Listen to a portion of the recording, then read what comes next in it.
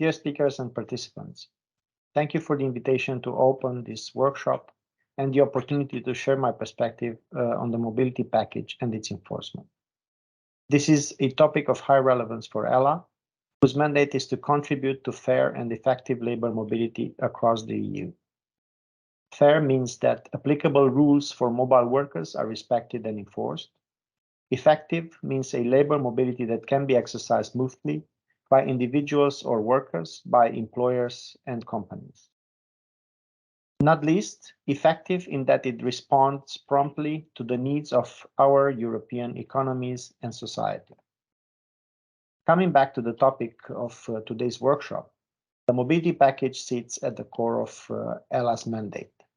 It is meant to harmonize the enforcement of road transport rules, improve drivers' working conditions, introduce posting rules for drivers in international transport, and update the provisions on access to the haulage market.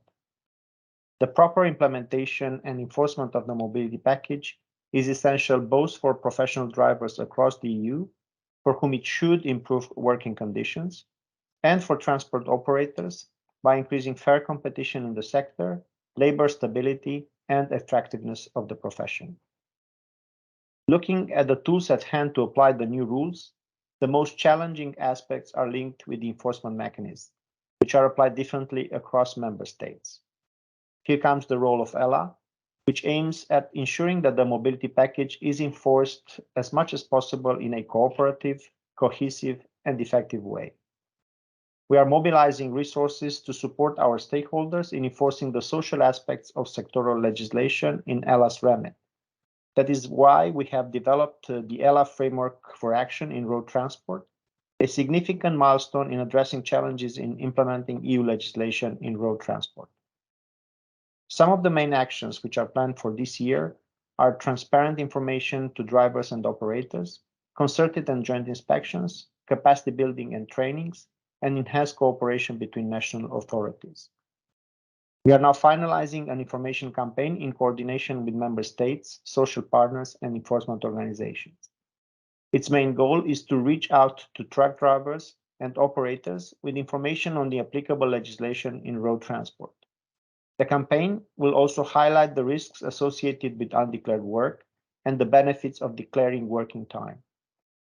A kick-off meeting with campaign partners took place at the beginning of April 2022, and it was well received and showed a lot of engagement. The launch of the campaign is planned for October 22, together with a week of action in inspections. ELA will play a key coordinating and amplifying role to ensure the strong visibility of the campaign throughout Europe, but we very much need your help as social partners from the sector in delivering this campaign.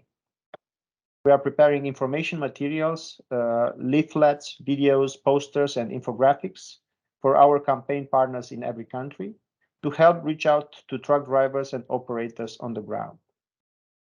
In parallel, we will start a roadshow of local information sessions to target drivers and companies and inform about applicable EU and national rules.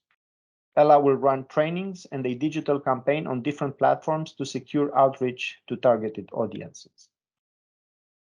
On the enforcement side, the role of the planned joint and concerted inspections is firstly to educate, and secondly, to tackle violations of labor and social rules with regard to driving and resting times, posting of workers, and wages regulations.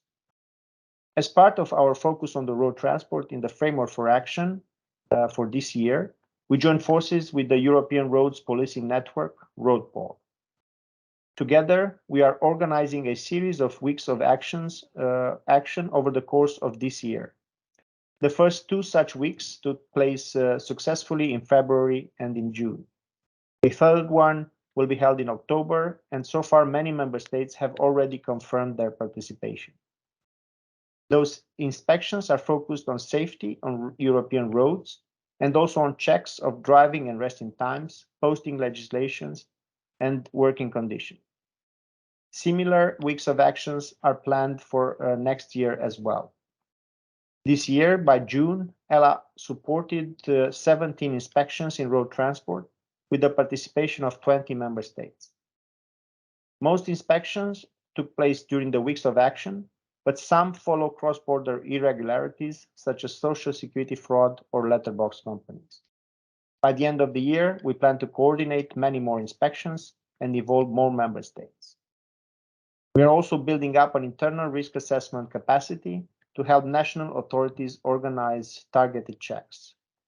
We discuss regularly the results and lessons learned with experts to identify irregularities and see which cross-border cooperation aspects could be further improved. I would like to conclude by reassuring you that road transport will always be a very important area for ELA. We have received a very specific mandate to support cross-border cooperation on the social aspects of international road transport.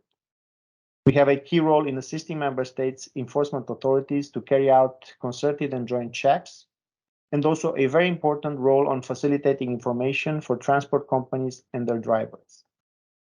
Of course, we are not doing that on our own, but in very close cooperation with the European Commission, national authorities, other European road transport enforcement organizations, and very importantly, the social partners. Your cooperation and partnership is crucial for us, and those who've worked so far with ELA know that I mean it.